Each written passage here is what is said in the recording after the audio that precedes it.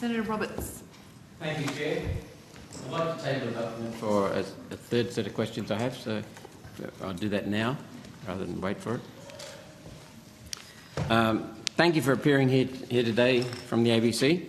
You're dealing with accusations and a perception of bias from substantial parts of the community. I know you strongly deny any bias and say that the ABC is impartial.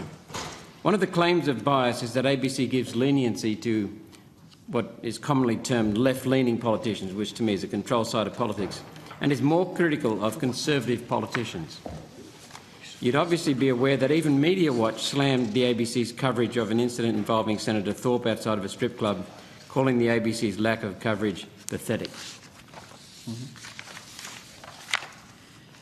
I would like to compare that to some of... Are you aware of that? Media Watch's own criticism? Yes. Yep. I'd like to compare that to some of your other coverage. When there was a critical story of the New South Wales One Nation leader Mark Latham over a tweet, ABC mentioned the story 131 times. Yet you only mentioned the Senator Thorpe incident 21 times.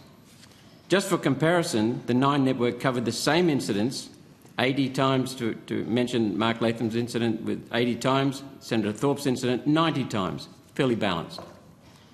So here we have a Conservative politician and a politician on the left, and I would argue involved in incidents of similar significance, yet you've mentioned the negative story about the Conservative 131 times and only 21 times for the left-leaning politician.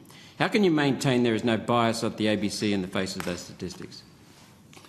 Senator, firstly, I'd say I see, certainly in the complaints we receive, the way they're investigated, I don't see evidence of systemic bias, which is what's levelled at us on a regular basis.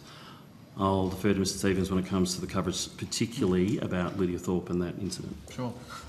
Thanks for the question, Senator Roberts. So, respectfully disagree that we are not biased and we take an impartial approach to any and all stories, but the bar is also high around our sourcing of journalism and the accuracy of it. So on that particular story, which you've identified regarding Senator Thorpe, and I note that Senator Thorpe is no longer in the committee room, but the ABC did cover it, for starters. Secondly, the vision you refer to was not the ABC's. Channel 7 had in possession the raw footage of Senator Thorpe, not the ABC. Now, I back the editorial judgment of my editorial leaders to be very careful about not using video, which we haven't sourced ourselves, and we don't know what comes before and after it, and not rush to report it. And the emphasis on rushing to reporting it is because we did report on it during the course of the week. Afternoon briefing covered it on the Monday after, and on the Wednesday when the Prime Minister made additional comments, when it went from being something that happened in the private sphere, outside of Parliament, outside of the Senator's time in Canberra, when the Prime Minister elevated it to the discussion being relevant to Canberra, we did cover it. If there is some implication from the question, and I might be mistaken, that we are not covering Senator Thorpe as forensically as we would others, I'd respectfully point out to Senator Roberts that it was the ABC which broke the story about Senator Thorpe in October last year regarding the questions around whether she had a conflict of interest by sitting on a particular committee. And it was that story broken by the ABC which was referred to the Privileges Committee. I understand the Privileges Committee reported back in March, and the committee found that Senator Thorpe did not disclose any sensitive information to Dean Martin for the record, and we reported that at the time. But it was the ABC that broke that story in October, which should demonstrate that we do not shy away from investigative journalism regarding any politician of any political affiliation. Chair, I'm sorry to interrupt. I'm just wondering whether, in light of these discussions, and Senator Thorpe was previously here, whether someone should alert her to these discussions. I mean, she may or may not know, but I just think out of fairness, Thank you, could someone Senator just let her know this discussion? This is not about Senator Thorpe, Senator Henderson. It's I realise about that. the way the ABC treats her compared to other people. No, but there are Mark certain Latham. discussions being. I just think to be fair, Are we going to invite Mark Latham? we need to give her that opportunity to let her know that this discussion is. Thank you, It was- Senator Henderson. Senator Roberts, would you like to continue? This is what Paul Barry from Media Watch said. But it was a proper news story and the ABC should have covered it from the start. You said when the Prime Minister got involved, it increased the importance of it. So you wouldn't have covered it if the Prime Minister hadn't got involved? We covered it before the Prime Minister said anything, Senator. In a very subdued way compared to what you did with Mark Latham.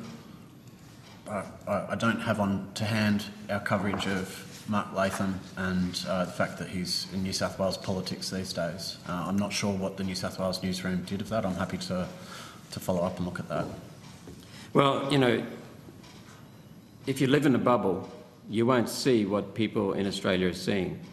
Other topics, climate change. The ABC is considered heavily biased.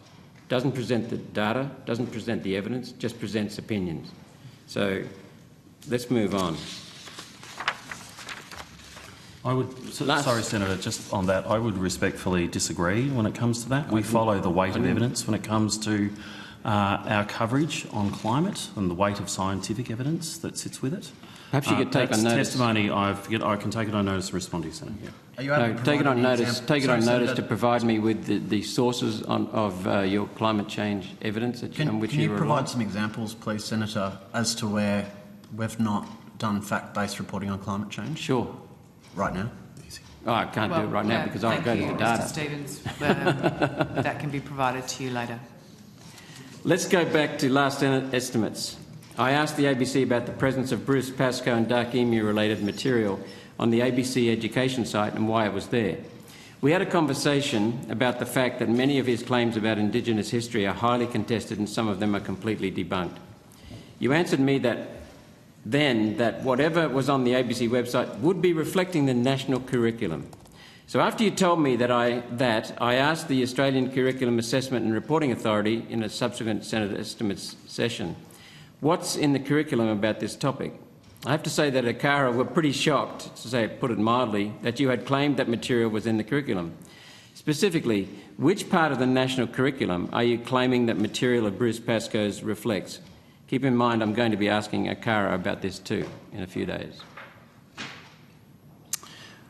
Senator, I will have to get back to you on notice with regard to that. So did we give you a response on notice to that after my appearance at estimates last time? We didn't. All right. Well, we will as to why, and I apologise if that's the case. My knowledge of what we do for ABC Education, the resources that sit there, there are state and territory curriculums as well as what we have nationally, and we do put assets there that do align to it.